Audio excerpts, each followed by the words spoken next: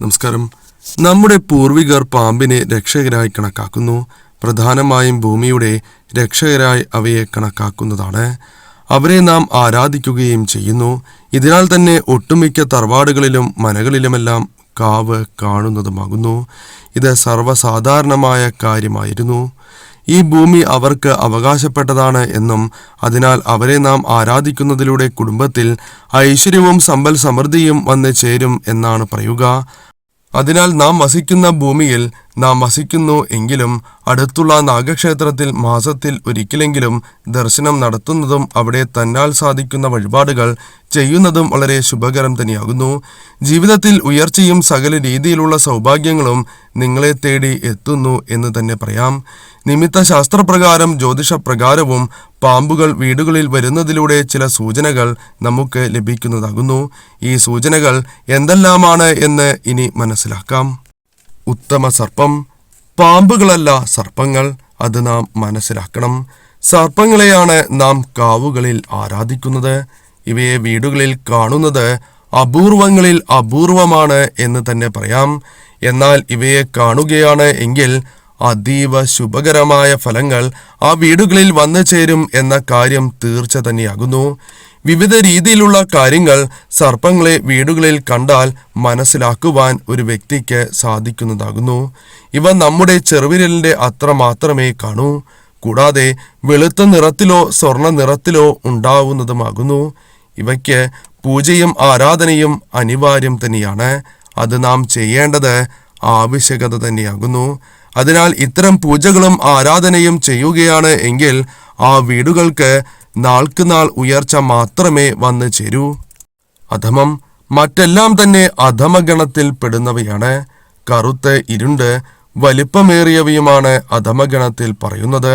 ഇവ പൊതുവെ കാണുന്നത് അത്ര ശുഭകരമല്ല എന്നാണ് വിശ്വാസം. എന്നാൽ പ്രത്യേക രീതിയിൽ ഇവയെ കാണുകയാണ് എങ്കിൽ ശുഭകരമായും കണക്കാക്കുന്നതാണ്. ഇനി പാമ്പുകളെ കണ്ടാലുള്ള അത്ഭുതകരമായ ഫലങ്ങളെക്കുറിച്ച് മനസ്സിലാക്കാം.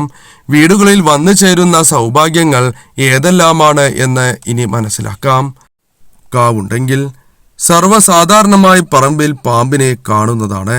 എന്നാൽ പൂജയിലോ ആരാധനയിലോ പല രീതിയിലുള്ള വിഘ്നങ്ങൾ സംഭവിക്കുകയാണ് എങ്കിൽ ഇവയെ കാണുന്നതാണ് എന്ന കാര്യം ഓർത്തിരിക്കുക.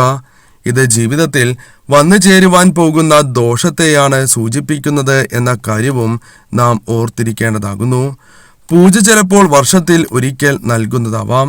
എന്നാൽ അവയെ ഓർമ്മപ്പെടുത്തലാകാം ഇത്തരത്തിൽ സർപ്പങ്ങൾ അഥവാ പാമ്പുകൾ വീടുകളിലേക്ക് വരുന്നത്.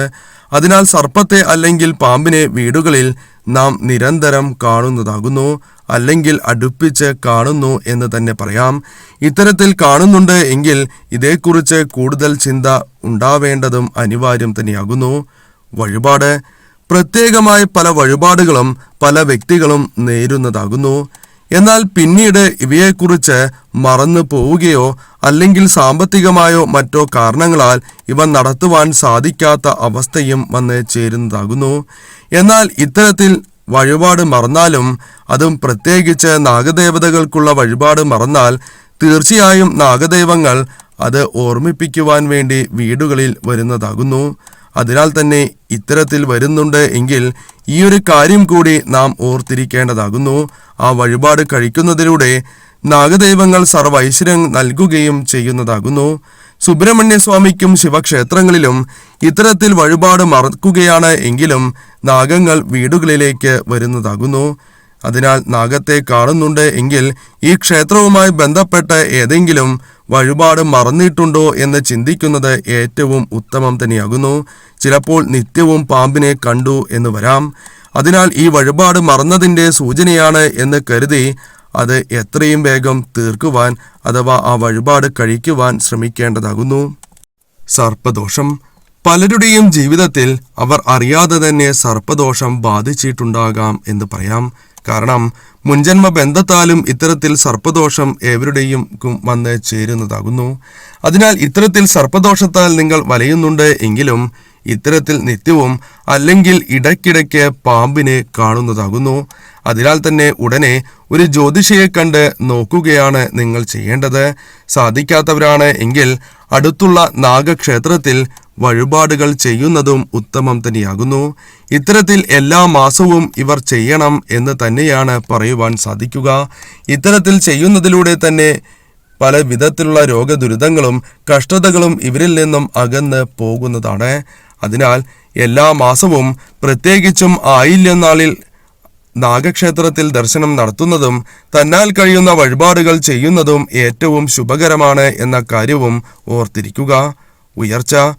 മഞ്ഞച്ചേരയെ വടക്ക് അല്ലെങ്കിൽ കിഴക്ക് ദിശയിൽ കാണുന്നത് ഏറ്റവും ശുഭകരമാണ് എന്ന് തന്നെയാണ് ഫലം. ഇത്തരത്തിൽ കാണുകയാണ് എങ്കിൽ ജീവിതത്തിൽ പ്രതീക്ഷിക്കുന്നതിനേക്കാൾ ഇരട്ടി ഉയർച്ച വന്ന് ചേരുവാൻ പോകുന്നു എന്ന ശുഭകരമായ സൂചനയാണ് ലഭിക്കുക. പ്രതീക്ഷിക്കാതെ തന്നെ ഉയർച്ചയും ധനവും ആ വീടുകളിൽ വന്ന് ചേരുന്നതാകുന്നു. മറ്റുള്ളവർക്ക് പോലും അത്ഭുതകരമായ നേട്ടങ്ങൾ നാഗദൈവങ്ങളുടെ അനുഗ്രഹത്താൽ ഇവർക്ക് വന്ന് ചേരുന്നതാകുന്നു. കൂടാതെ ജീവിതത്തിൽ പ്രതീക്ഷിക്കാതെ അംഗീകാരങ്ങളും ഇവരെ തേടി എത്തുന്നതാകുന്നു.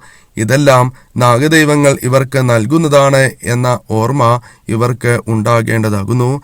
അതിനാൽ എല്ലാ മാസവും നാഗപ്രീതി വരുത്തേണ്ടത് അനിവാര്യം തന്നെയാകുന്നു.